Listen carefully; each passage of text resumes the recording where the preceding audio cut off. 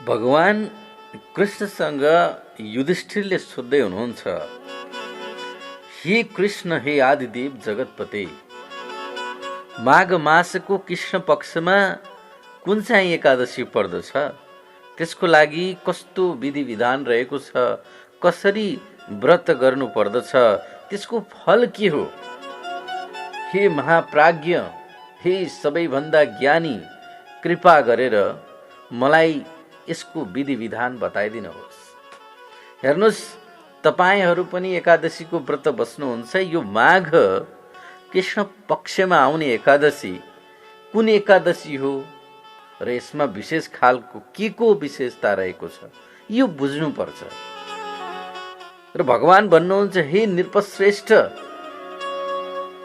हे मान्छेहरूका पनि श्रेष्ठ मान्छे, माघ मासको कृष्ण पक्षको जुन एकादशी छ त्यो सटतिला नामले विख्यात छ।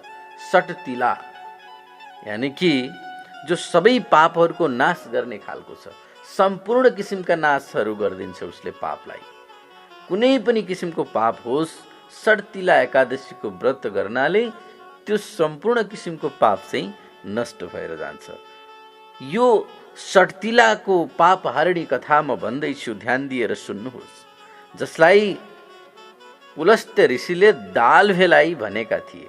यो पुलस्त्यले दालभेलाई भनेको यो कथा आज म तपाईहरुलाई सुनाउन जाँदैछु। निकै नै राम्रो कथाको प्रसङ्ग रहेको छ, ध्यान दिनुला। कथाहरू भनेका के हुन् भने, कथाले मान्छेलाई जागृति ल्याउँछ। कथाले मान्छेको मनलाई बडो मनोरम तरिकाले भुलाएर चाहिँ नि भगवत चिन्तनमा लगाइदिन्छ। दालभेले सोध्दैछन्, हे ब्रह्मन, मृत्युलोकमा आएका प्राणी, सबै किसिमका प्राणीहरू प्राय पाप कर्म गर्छन्, किनकि मान्छे जन्मिसकेपछि विभिन्न किसिमका पाप त उसले गर्छ। हेर्नुहोस् त, कतिपय पापहरू त यस्ता छन् जुन पापहरू गर्दा मान्छेलाई साह्रै आनन्द लाग्छ, साह्रै उत्साह हुन्छ। तिनीहरूलाई नरकमा जानु नपर्ने के उपाय छ? ती पापीहरू छन्। अब पाप गरिसकेपछि त नरकमा जानु पर्दछ, तर त्यो नरक नजानको लागि के उपाय गर्ने, के विधि विधान छ जसबाट चाहिँ नरक जानबाट जोगिन्छ? किनकि नरक जान कसैको इच्छा त छैन। यहाँ यो कृपा गरेर मलाई बताइदिनुहोस्। र त्यसपछि पुलस्त्य ऋषि भन्दछन्, हे महाशय, तिमीले निकै राम्रो कुरा सोध्यौ, म बताइदिन्छु, ध्यान दिएर सुन। माघ मास आएपछि मानिसले नुहाई धुवाई पवित्र भई र आफ्ना इन्द्रियहरूलाई, पाँचवटै इन्द्रियहरूलाई संयममा राख्दै काम, क्रोध, अहङ्कार, लोभ, चुक्ली लगायतका खराब बानीलाई त्यागिदिनु पर्छ। यो चुक्ली लाउने जुन चलन छ नि, अब काम क्रोध त छोडिदिनुहोस्, यो चुक्लीले चाहिँ आजभोलिको यो कलियुगमा चाहिँ साह्रै दुःख दिन्छ। यो चुक्लीलाई त्याग्नु पर्दछ र देवादिदेव भगवानको स्मरण गर्दै पानीले खुट्टा धुँदै भूमिमा परेको गोबर जम्मा गर्नुपर्दछ। कि जमिनमा रहेको जुन गोबर छ त्यसलाई जम्मा गर्नुपर्छ भन्दै हुनुहुन्छ। ध्यान दिनुहोस् है, जमिनमा रहेको गोबर, जुन गौमाताले जमिनमा बिस्ट्याएको गोबर हुन्छ, त्यसलाई जम्मा गर्नु। त्यसपछि जब माघमा आद्रा वा मूल नक्षत्र आउँछ, आद्रा अथवा मूल नक्षत्र आउँदा तब कृष्ण पक्षको एकादशी गर्नको लागि नियम पालन गर्नुपर्दछ। अब ती नियमहरू के हुन्? राम्रोसँग बुझ्नुपर्छ। यो नियममा रहिएन भने, नियममा बसिएन भने चाहिँ जे कुरा हामीले प्राप्त गर्नको लागि मनोकामना पूर्ण होस् भनेर विभिन्न किसिमका जुक्तिहरू लगाइरहेका हुन्छौँ, त्यो नियममा बसिएन भने त्यसको कुनै पनि अर्थ छैन। र ती नियमहरूको बारेमा यहाँ भगवान कृष्ण चाहिँ बताउँदै हुनुहुन्छ। राम्रोसँग स्नान गरिसकेपछि पवित्र भइसकेको शुद्ध भावले देवादिदेव श्री विष्णुको पूजाआजा गर्नुपर्दछ। यदि कुनै भूल भएमा श्रीकृष्णको नाम उच्चारण मात्र गरे पनि हुन्छ। यदि भगवान विष्णुको नाम उच्चारण गर्न भुलियो भने भगवान श्रीकृष्णको नाम उच्चारण गर्दा पनि केही फरक पर्दैन। रातमा जागराम बसेर होम पनि गर्नुपर्दछ। चन्दन, अक्षता, कपुर, नैवेद्य, विभिन्न किसिमका सामग्रीहरूले शङ्ख, चक्र, गदा धारण गर्ने देव देवेश्वर श्री हरिको पूजा गर्नुपर्छ। त्यसपछि भगवानको स्मरण गर्दै बारम्बार भगवान श्रीकृष्णको नाम उच्चारण गर्दै नरिवल, कागती, फर्सी आदि फलले भगवानलाई विधिपूर्वक पूजन गर्ने र अन्त्यमा अर्घ्य चढाउनु बिर्सिनु हुँदैन, किनकि अर्घ्य भनेको चाहिँ अत्यन्त महत्त्वपूर्ण चिज हो। अर्घ्य चाहिँ चढाउन बिर्सिनु हुँदैन। र अर्घ्य चढाउँदाखेरि चाहिँ भन्ने मन्त्र पनि म यहाँ तपाईँहरूलाई आज भन्छु। तपाईँहरू यदि मन्त्र थाहा छैन भने भगवान् विष्णुलाई अर्घ्य चढाउने मन्त्र, किनकि सूर्यलाई अर्घ्य चढाउने मन्त्र त तपाईँहरूलाई थाहा छ, तपाईँ धेरैले गर्नुहुन्छ। आज म तपाईँहरूलाई यो विष्णुलाई अर्घ्य चढाउने मन्त्र पनि यहाँ समक्ष राख्नेछु। र त्योभन्दा पहिले सामग्रीको अभाव भएमा चाहिँ के गर्न सकिन्छ भने 100वटा सुपारीबाट पनि पूजा गर्न सकिन्छ। अर्घ्य गर्न गाह्रो भइराखेको छ, पूजा गर्न गाह्रो भइराखेको छ भने 100वटा सुपारीले पनि भगवानको पूजा गर्न सकिन्छ। र यो अर्घदान गर्दाखेरि भन्ने मन्त्र चाहिँ यस प्रकार रहेको छ। म वाचन गर्छु, ध्यान दिएर एक एक सुन्नुहोला र यसलाई अलिकति ख्याल गर्नुहोला। र यो मन्त्र पढ्दै चाहिँ अर्घ्य चढाउनु भयो भने साह्रै तपाईँले इच्छाएको फल चाहिँ प्राप्त गर्न सक्नुहुन्छ। मन्त्र यस प्रकार रहेको छ। कृष्ण कृष्ण कृपालुस्त्व अमगतीनां गतिर्भव संसाराणमग्नानां प्रसीद पुरुषोत्तम नमस्ते पुण्डरीकाक्ष नमस्ते विश्वभावन सुब्रह्मण्य नमस्तेस्तु महापुरुषपूर्वज गृहाणार्घ्यं मया दत्तं लक्ष्म्या सह जगत्पते गृहाणार्घ्यं मया दत्तं लक्ष्म्या सह जगत्पते। भगवान सच्चिदानंद स्वरूप हे श्री कृष्ण, सत चित आनंद स्वरूप हे भगवान कृष्ण, सत्य पनि तपाईँ, प्रसन्नताको चित्त पनि तपाईँ र आनन्द पनि तपाईँ धेरै दयालु हुनुहुन्छ। हामी जस्ता आश्रयहीन नीच जीवको तपाईँ आश्रयदाता पनि हुनुहुन्छ, प्रेमदाता पनि हुनुहुन्छ, पालनकर्ता पनि हुनुहुन्छ। पुरुषोत्तम, हामी संसार समुद्रमा डुबिरहेका छौँ, यो भवसागरको चक्र लगाइरहेका छौँ, तपाईँ हामी प्रति प्रसन्न हुनुहोस्। हे कमलनयन, तपाईँलाई नमस्कार छ। विश्व भगवान, तपाईँलाई नमस्कार छ। सुब्रह्मण्य महापुरुष, सबैका पूर्वज, तपाईँलाई नमस्कार छ। हे जगतका पति, तपाईँ लक्ष्मीजीको साथ भएर मैले दिएको अर्घ्य स्वीकार गरी बक्सनुहोस्। त्यसपछि ब्राह्मणको पूजा गर्नुपर्छ। ब्राह्मणलाई जलले भरिएको घडा दान गर्नुपर्दछ, साथै छाता जुत्ता वस्त्र पनि दिनुपर्छ। दान गर्दा के भन्नुपर्छ भने यस दानद्वारा भगवान श्रीकृष्ण मसित प्रसन्न हुनुहोस्। आफ्नो क्षमता अनुसार श्रेष्ठ ब्राह्मणलाई कालो गाई दान गर्नुपर्दछ। हे द्विजश्रेष्ठ, विद्वान पुरुषले तिलले भरिएको पात्र पनि दान गर्नुपर्दछ। ती तिलका दानाहरू रोप्दा जो जति दानाहरू फल्दछन् त्यति 1000 वर्षसम्म उक्त व्यक्ति स्वर्गलोकमा प्रतिष्ठित हुन्छ।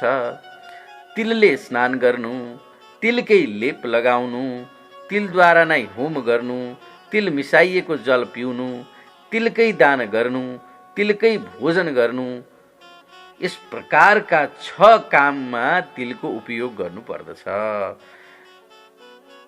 यी 6 प्रकारका काममा तिलको प्रयोग गर्ने भएकोले नै के भनिएको हो त भन्दाखेरि यो एकादशीलाई षट्तिला एकादशी भनिएको हो, जुन सम्पूर्ण पापहरूलाई नाश गर्ने खालको रहेको छ। यस्तो किसिमको पवित्र चाहिँ तिलको दान गर्ने 6 किसिमका कामहरू त्यो पनि तिलबाटै गर्नुपर्दछ भनिएको छ। त्यसकारण पनि यो एकादशीको नाम चाहिँ षट्तिला एकादशी रहेको छ। यससँग जोडिएको एउटा अचम्मको एउटा कथा पनि रहेको छ। म तपाईँलाई यो कथा पनि सुनाउने छु। षट्तिला एकादशीमा तिलको दानले बडो महत्त्व राख्दछ। माघ कृष्ण पक्षको एकादशीलाई षट्तिला एकादशी भनिन्छ। यसलाई माघ कृष्ण एकादशी, तिला एकादशी विभिन्न नामले जानिन्छ। षट अर्थात् 6वटा र तिल अर्थात् तिलको दाना, यी 2 शब्द मिलेर यस एकादशीको आह्वान भएको छ। जसअनुसार तिलले स्नान गर्ने, तिलको लेपन लगाउने, तिलको हवन गर्ने, तिलले पितृ तर्पण गर्ने, तिलको भोजन गर्ने र तिल दान गर्ने गरिन्छ। षट्तिला एकादशीको व्रत बस्नेले व्रतका क्रममा जति दाना तिलको प्रयोग गर्दछन् त्यति नै वर्ष स्वर्गमा बास हुने धार्मिक विश्वास र मान्यता रहेको छ। त्यसै गरी अरू एकादशी व्रत झैँ श्रद्धापूर्वक षट्तिला एकादशीको व्रत बस्नाले सबै पापहरूको नष्ट हुने मान्यता रहेको छ। षट्तिला एकादशी व्रतका समयमा तिललाई विभिन्न 6 प्रकारले प्रयोग गर्ने भएकाले षट्तिला भनिएको हो। अब यो षट्तिला एकादशीमा तिलको दानको महत्त्व रहेको छ, यो पनि म तपाईँलाई बताउँदैछु।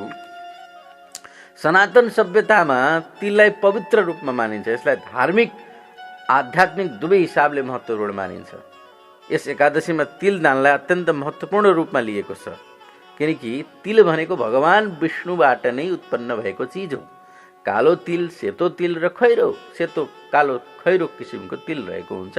यो भगवानबाट नै उत्पत्ति भएको छ, भगवानको नै प्रिय चिज रहेको छ। र तिल यस्तो अमूल्य चिज हो जसबाट चाहिँ भगवान पनि खुसी हुन्छन्, देवताहरू पनि खुसी हुन्छन्, असुरहरू राक्षसहरू पनि खुसी हुन्छन्। अब यो षट्तिला एकादशीको व्रत कथा पनि सुनौ। पौराणिक कथन अनुसार एक दिन नारद मुनि ऋषि त्रिलोक भ्रमण गर्दै जाँदा विष्णुवास वैकुण्ठ पुग्नु भएछ। वैकुण्ठ पुगिसकेपछि त्यहाँ नारद मुनिलाई विष्णु भगवानले श्रद्धापूर्वक स्वागत गर्नुभयो। नारदले त्यही मौकामा षट्तिला एकादशी व्रतको बारेमा विष्णुसँग जिज्ञासा राख्नुभयो। विष्णुले पनि यस एकादशी व्रत महिमाको सबै कथा बेली विस्तार सुनाइदिनु भयो, जुन योभन्दा अगाडि हामीले विशेषताको बारेमा सुन्यौँ। कथा अनुसार त्यति बेला पृथ्वी लोकमा एक ब्राह्मणी बस्दथिन्। ब्राह्मणी विष्णुप्रति धेरै श्रद्धा भक्ति गर्दथिन्। एक दिन ती ब्राह्मणीले विष्णुको भक्ति स्वरूप 1 महिना लामो व्रत बसिन्। व्रतको प्रभावले ब्राह्मणी सबै पापबाट मुक्त भई शुद्ध भइन्। तर तिनको एउटा कमजोरी के थियो भने कहिल्यै पनि कसैका निम्ति अन्नदान गरेकी थिएन। विष्णुले आफ्नो भक्त सबै पाप हरण भई स्वर्गमा बास पाउन योग्य भए पनि अन्नदान नगरेका कारण अतृप्त नै रहने कुरा मनन गरे। त्यही भएर उक्त कार्यबाट ब्राह्मणलाई मुक्त गराउन स्वयं एक दिन भिक्षा लिन ब्राह्मणी कहाँ भगवान पुगे। हेर्नुहोस् है, ती ब्राह्मणले पनि भिक्षा स्वरूप माटोको डल्लो विष्णुरूपी भिक्षुको हातमा राखिदिन्।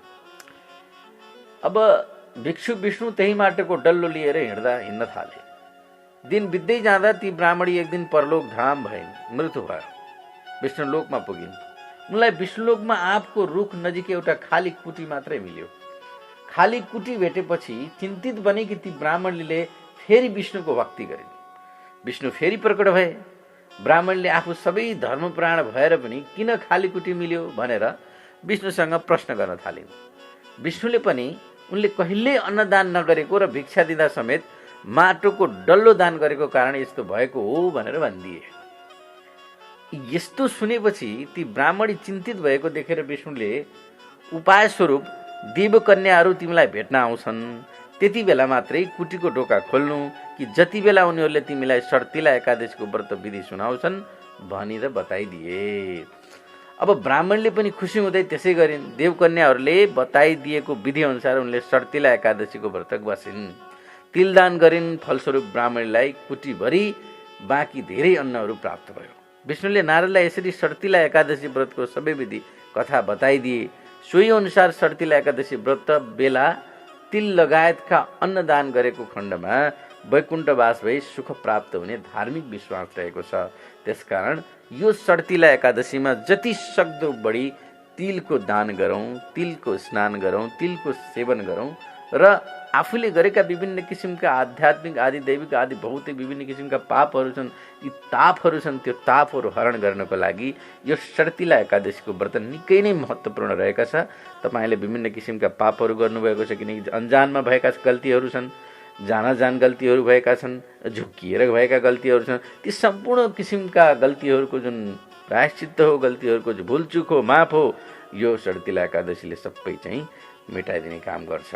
र व्रत सकिसकेपछि 108 पटक ओम नमो भगवती वासुदेवाय मन्त्र उच्चारण गर्दै तिल लिएर चाहिँ घिउ मिसाएको तिललाई चाहिँ हवन गरिदिनु भयो अग्निमा भने यसले ठुलो तपाईँको पुण्य गर्दछ। र तिल मिसिएको जलबाट चाहिँ पितृहरूलाई तर्पण दिनुभयो भने पनि तपाईँका पितृहरू खुसी हुनेछन्, तिलबाट चाहिँ देवताहरू खुसी हुनेछन्, तपाईँका पितृहरू खुसी हुनेछन् र तपाईँले इच्छाएका सम्पूर्ण किसिमका मनोकामनाहरू पूर्ण गर्नुहुनेछ। हरि ओम तत्सत। कृष्णाय वासुदेवाय हरे परमात्मने प्रणत किल नाशाय गोविन्दाय नमो नमः।